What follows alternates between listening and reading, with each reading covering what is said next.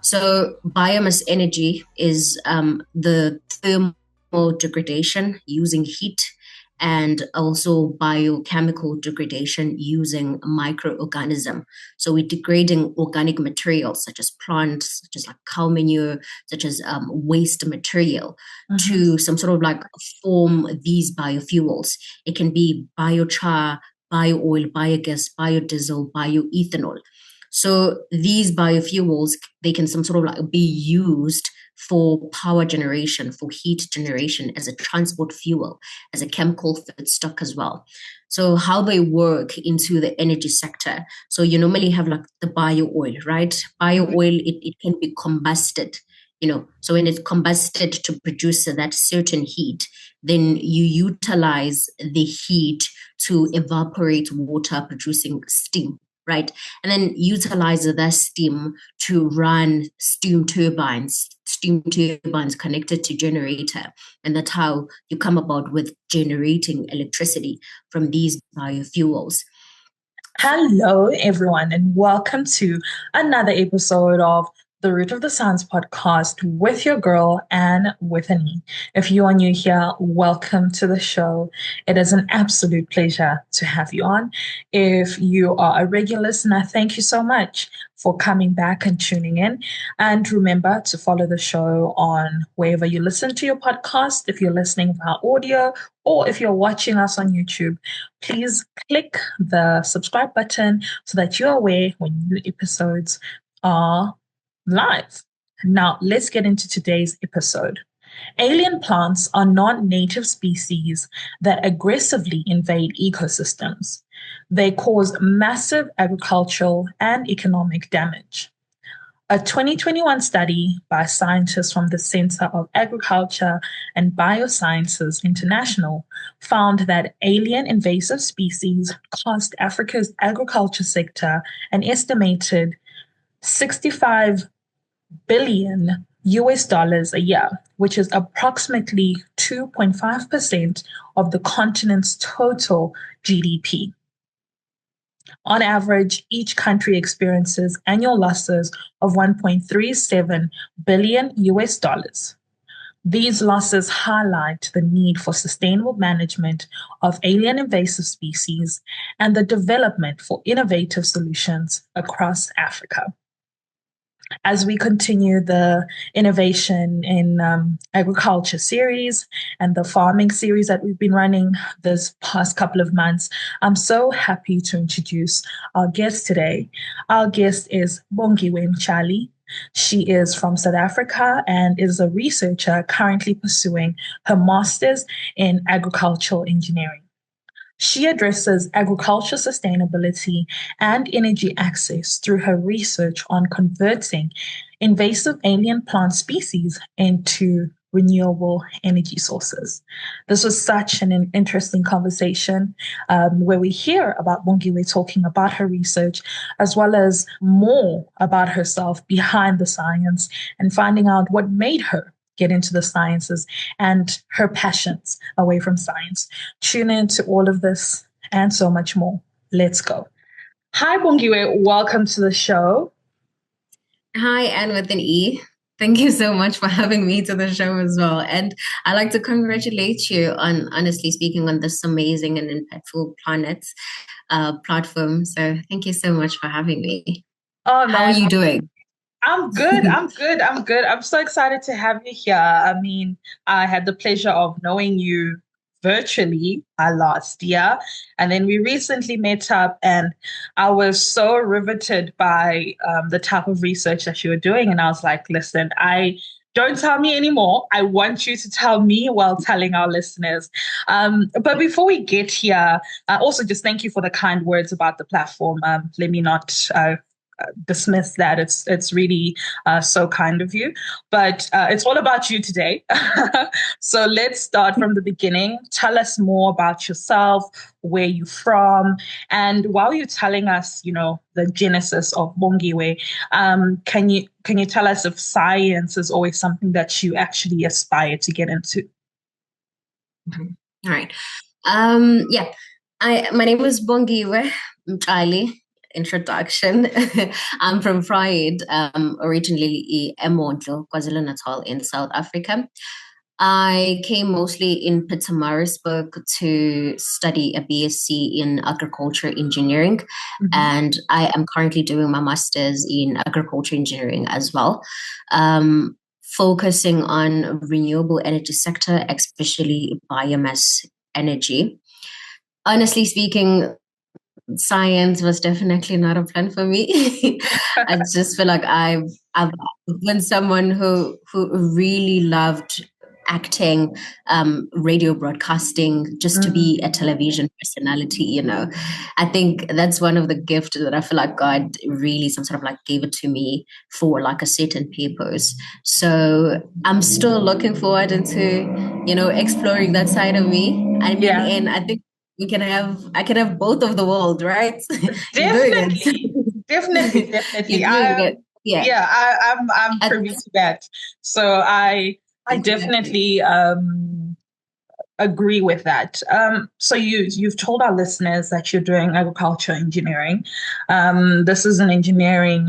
Um, women in engineering is such a it's coming up now, but previously it wasn't such a big thing to have women in the engineering space. So, what made you go like, oh my goodness? I know you said that you didn't want to get into science, but you are here, right? So, what was that moment that go Yeah. like, okay, I want to pursue agriculture engineering and then also into the space of sustainable energy because it's so Yeah. different. It's very, very Yeah. different. Mhm. All right. Firstly, into getting into the science side Mm, first, I think I happened to be in a school that was some sort of like mostly science based. okay. So that's how I got exposed to science. And it was really fascinating on how it became a tool in basically understanding the world and what is in it, and Mm, also in just assisting in solving those real life problems as well. So that's how I got initially exposed into the science side. And then into the engineering side, especially speaking mostly for agriculture engineering. yeah. I loved agricultural science when I was in high school, and I think I was mostly equipped into the production and the farming sides of agriculture. At the moment I learned that there was an engineering side where you involve those machinery and agricultural system and innovations, it became such very exciting for me. I Yeah. remember because we used to work in a field sometimes with my grandmother. So Mm, normally you using like an agriculture equipment called like a hoe. mm.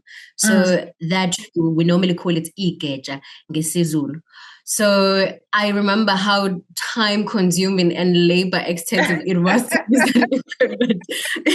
It was to use that equipment. And when I started like researching on agricultural mechanization, looking into agriculture implements into tractors as well, it made me really fascinated on how much the engineering world is basically a tool in Mm. making world a better place and optimizing production in the agricultural sector as well.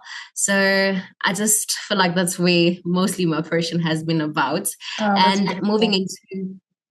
moving into the energy side, sustainable energy side, I think the interest was sparked when we're doing this one module, environmental engineering, Mm, which was mostly about climate change, resource depletion, and also the load shedding crisis that we mm. had in South Africa, right?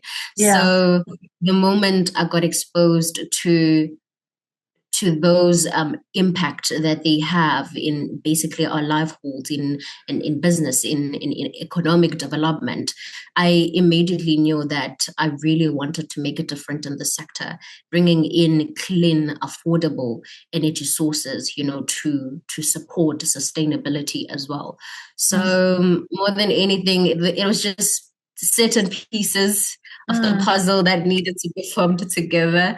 But Yeah. honestly, it's been an amazing journey to see. Yeah. I love that story, Bongiwe. That's so beautiful, especially the idea of your grandmother, and also just the circumstances of living in South Africa and bringing that in. I'm sure when you're working with your grandmother in the heat, because it's usually in the heat when you are like laboring there I for know. hours, you're probably like, there should be a better way of doing this. And here you are in this space. When we were having our personal discussions off air, I was so interested about your research because I never thought that these two things could go together. So I want you to tell me more about it. You're turning invasive plants into clean energy, right? Which is so unique. So, how did you come here? Like, what? Where? Tell us more. Okay, so it's mostly the sustainable renewable energy side. So the Mm, moment I was exposed to challenges that we have on climate change, on load shedding crisis, that some sort of like sparked an idea on renewable energy sectors. I think more than anything, I was really exposed into like, the typical energy sources like solar, hydropower. mm, So I wasn't really more into the bioenergy, the biomass energy sector. So normally in our department, we normally have like a list of projects that you need to do, and then you could just play around with it on what you basically want to bring out into the world as well. So when I saw biomass energy, I was really intrigued on what it was. So I'm just yeah. going to give a bit of context on Please. like the whole process. So biomass energy is the thermal degradation using heat and also biochemical degradation using microorganism. So we're degrading organic materials such as plants, such as like cow manure, such as waste material Mhm. to some sort of like form these biofuels. It can be biochar, bio-oil, biogas, biodiesel, bioethanol. So these biofuels, they can some sort of like be used for power generation, for heat generation, as a transport fuel, as a chemical feedstock as well. So how they work into the energy sector. So you normally have like the bio oil, right? Bio oil, it can be combusted, So when it's combusted to produce that certain heat, then you utilize the heat to evaporate water, producing steam, right? And then utilize that steam to run steam turbines connected to generator. And that's how you come about with generating electricity from these biofuels. So that's how they basically work. So the substract of invasive alien plant species. So these are plant species that are not native into an environment. However, they invade and then they have a negative impact, water resources on the environment, on biodiversity as well. And mostly from literature studies, controlling and managing these plant species it's quite cost intensive. It requires very high capital to some sort of like control them adequately as well. So my supervisor came up with an idea, actually was like, what if maybe the best method that we can control these plant species is to some sort of like utilize them for energy generation. In that Mm. sense, we're creating a dual purpose, managing their ecological impact, while at the same time we're generating sustainable energy from them as well. So it was quite a very great idea, but the research specifically is mostly specific on woody and non-woody invasive alien plant species, looking at acacia, looking at pinus species in the woody sector, and then looking at species such as lantana, such as like bugweed in the non-woody sector, and also characterizing them. Either are they suitable for thermochemical processes Mhm. or they are suitable for biological processes, and then going on into producing the biogas and also the bio oil, and then analyzing the biogas and the bio oil to see its feasibility, its viability as an energy, as a renewable energy fuel, as a renewable energy source. So more than anything, it's quite a very interesting study, and Yeah. it's passionate. Fascinating. There's so many different parts. I like the fact that you first characterize them to see which part where would they ideally fit? I think that's so important before going in and saying, okay, let's say like your non-woody and your woody, to really see which one is most effective. So talk to me about the practicality. Okay, you've characterized, and this goes for biogas, and this one goes for thermal. What do you do? Yeah. Do you like go and collect all of these, put them in a shredder? How does that actual process work? Okay. So so the characterization process, and also good news, I just published a paper on Oh characterization wow, congratulations. for the bio oil um, sector firstly. So Okay. definitely, so you go from the characterization process, you go from literature sources. So you know that plant species have different like segment, from the Mhm. stem to the weed to the leaves to the root and stuff. So you have to Yes. have like an inadequate literature or like research a background on that, on which part of the plant species you think is mostly, or you want to explore, or you think is mostly have more energy content based on what other Mm. researchers have basically been done. So mostly I was looking into the stem part of woody plant species, and also looking at the wood twinkles and the leaves for the non-woody plant species. So definitely you go in a field, having you need to collaborate with people who actually know them much more better. They can be able to point them out that this is lantana, this is bugweed. So I've Mm. worked with from people from different sectors of agriculture as well, who assisted in just getting those plant species as well. So normally you take these plant species, and it's the drying process to make sure that they some sort of like do not deteriorate, because Mhm. it's very easy to lose its quality once you have some sort of some harvested them in some seeds. So that goes through into the drying process, from the drying process to size reduction, to making sure that they're in small sample for easy heat transfer or microbial activities as well. And then from then you can go through certain processes. For biogas production, you will normally do it through an aerobic digestion process. Mhm. So you just have a plant sample, you put it in like a reactor, and then in that reactor, there's something called an inoculum, which is a slurry that has initial microorganisms, so that they will be able to initiate the process of a biological degradation as well. That's for biological process. And then if you go into the thermal process of producing bio oil, normally you also have a reactor as well.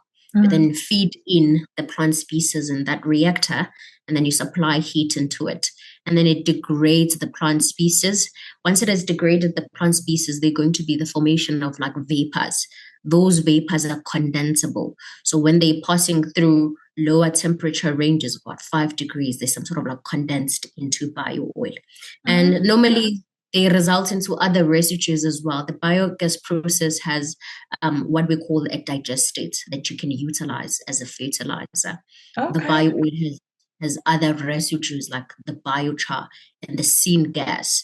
The biochar can be utilized as a soil amendment as well. So that's like the whole process. I don't Wow. know if I've explained everything, No, but yeah. listen, you have like this is fascinating work. Again, congratulations on it, on this research, and I think it's so important because, um, like as we listening, it touches on so many sustainable development goals as well. And I'm just thinking, when you think of the implications of this, let's say, for example, in areas where, um, for example, like in a village or something, have you thought about how the type of impact that this type of research would actually have? Yeah, I think I have. I think going back into the sustainable development goal. I mean, Mm. we're close to 2030, right? We Yeah, want to see the result. 5 years to So go. exactly. So it it it goes on into supporting the affordable and clean energy sector, supporting the climate action SDG, supporting the zero hunger SDG as well. Mm. And going back into putting it into practical space, I always say that as researchers or people into academic, the work that we do is incredible, and it is also impactful. So Yeah. we shouldn't just leave it into just completing my master's degree, getting that Mm. certificate of master's, or publishing papers, but it is something that we should put into practical space and see it living and see it changing lives, like we always say we should do. So more than anything, I do see in a small village having those biogas stove, operating in biogas derived from invasive alien plant species. I see it mostly into small scale enterprise agricultural production, running tractors with these biofuels, running food processing unit and cold Mm. storages to make sure that our production in agriculture is optimized. So I see putting the work mostly into practical space than just leaving it into Google Scholar in some sense. Yeah. Oh, definitely. I'm a firm believer of that, of the implementation of this research. But I'm so glad that you came into this field because your work has got so much potential to change so many lives and even the way that we do things, which is absolutely fantastic. So you have just submitted your master's. Congratulations. That's a journey on its own. And I think anybody who's ever done a postgraduate degree knows that research has got it's very high highs, it's very, very low lows, and then also just that weird state of like nothingness. Yeah. I don't know if that's the word. So, what is one moment for you when you reflect on your master's journey that really sticks out to you, whether it be good or bad, that you'd like to share? Um, Honestly, on maybe looking in firstly into the downside, I haven't really had like a specific, like downside, but I know that I took so long to complete my master's. Mm. I took longer than I expected to actually complete the MSc. But I think the beauty of research is that it does not only just develop you academically as well, but it develop you as a person as well. Yeah. So you get to learn so many things about yourself, from like being patient, MSc or academic world would require you to be very patient, in some sense. You learn more about time management, managing your time effectively. You learn the art of networking, working with different people, collaborating with different people from different industry as well. So those are some of the characteristics or traits that you will forever need in Mm. your journey of life and also in success as well. So I think I'm mostly grateful into the development that I've had just as a person rather as someone as a career, Mm. from just not knowing that, it's crazy because Yeah. you're just this tiny person and all of a sudden you're doing really amazing thing and you're just like, where's this coming from? Yeah. So it's such an amazing journey, to be honest with you. So yeah. No, beautiful. I think, you really get that sort of reflective when you're near the end. In the Yeah. process, it gets, well, not even near the end, when you are at the end, even. Because in the process, it just, there's a lot going on. But you're so right. Like, postgraduate journey teaches you so much about yourself in ways that you would have never learned. And I'm so beautiful. I'm so glad rather that you have this beautiful reflective process of what this journey is. And I think evidently that's what a postgraduate degree is all about. It's not just a certificate. And even I know you mentioned that you felt like you took a long time or longer than you expected, but sometimes that's just the process. And maybe give yourself grace. You've come out and you've published a paper. I'm sure there'll probably be more papers as well. And you've done some incredible research work. So, sometimes the journey is not always straight. It's not always a 2 year journey. It might be 2 years and a couple of months. It might be 3 years.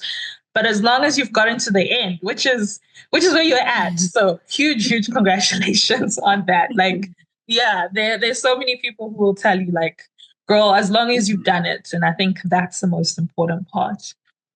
Yeah, thank you so much on that as well. And I mean, you know it better than I do, so yeah, thank Yeah. you. Trust me, I could tell you my own stories, but that's its own podcast. Speaking of podcasting, you mentioned earlier that you didn't aspire to always get into the science. You had the vision of doing broadcasting, etc. So outside you being the scientist, you are into these things, and we had a conversation about starting your own podcast. So everybody keep an eye out. It's coming. It's loading. So how do you balance Bongiwe, who is the scientist, and Bongiwe, who is the aspiring broadcaster, storyteller, etc.?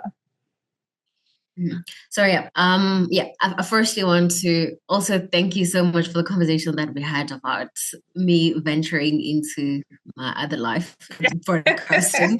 It was really, it was really inspiring. I also feel like you really inspire us as well to Thank you. to also believe in things that we love and that we passionate about as well. So yeah, I'm working. I can say I'm just cooking something for now. Yes. So I'm just Exciting. cooking something for now. But I feel like I also want to educate people. I want to inspire people, and I want to empower people as well.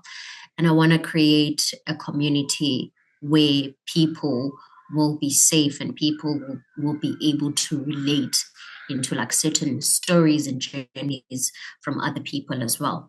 So that's what I'm basically working on right now. But I also very much encourage in having life outside the academic world or outside work or outside research. It's something that will keep you grounded. It's something that will keep you sane, and it will also fill your cup. Go to the gym, spend time with your family. It will keep you sane. It will keep you grounded as well. So I try by all means to just balance, to make sure that as much as I put in work in my academic areas, but also I should be able to fill myself up as a person as well, so that I will be able to continue feeling my other academic life as well. So that's it for myself. Yeah, beautiful. You mentioned that you have an aspiration of educating people and empowering people. So, as we're wrapping up this conversation, back to your science life, what advice would you like to maybe educate and empower someone that you wish they knew about going into that space? Because you are also an inspiration to someone else. They look up to you and they see things being possible because you have done it. So what would one thing that you would like to share to someone, particularly a young woman as well, who's aspiring to be where you are? Yeah. That's a tricky one, but but honestly, I would say to like young women in science that your voice matters. Mm, Your your questions are valid, and your dreams are also not too big, mm, right? I would advise that one person to not shrink themselves, to not to not dim their light, to always being themselves, you know.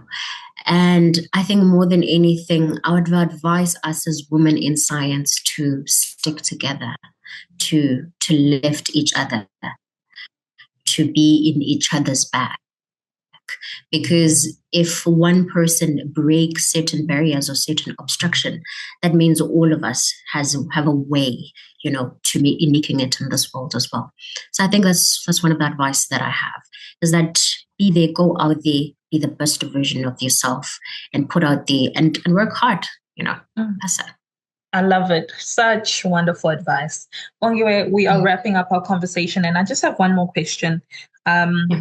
What is next? What's in the plans for you in the future, given that you are at this point? Because now people are going to ask you, are you going to do a PhD? Are you going to work? Are you going to start a family? I don't know. But what are your plans for you now that you've completed this step of your journey? PhD, definitely. We've had this conversation, but definitely. But I wanna go into the industry right now. I want to see what is there into the world. I think more than anything, I want to see if my research work can be adopted in a practical space and way, and how can I adopt it as well, so that I have an idea if this is the future for me, or I might want to branch into other industry as well. Because more than anything, I did say that I don't want to just leave this as publication or as obtaining a master's degree, but I want to see it breathing and living outside. So for now, I want to go into an industry, get a feel of how we can some sort of like implement this. And yeah, but definitely PhD is something that I know that I will do. I mean, we always say you can't do your master's and not do your PhD. So yeah, that's like that's like the future right now, honestly. But I'm branching into the business side of academics as well. Oh, love it. Please definitely go and implement this work. It's absolutely so important, and we need it. And when you are on the PhD journey, you have my number. Call me. Let me know and be like, hey, I'm doing it. But what an inspiring conversation that we've had, Bongiwe. I've learned so much, and I'm sure our listeners learned a whole bunch about your research, but also about you. So thank you for coming on and sharing your journey with me today.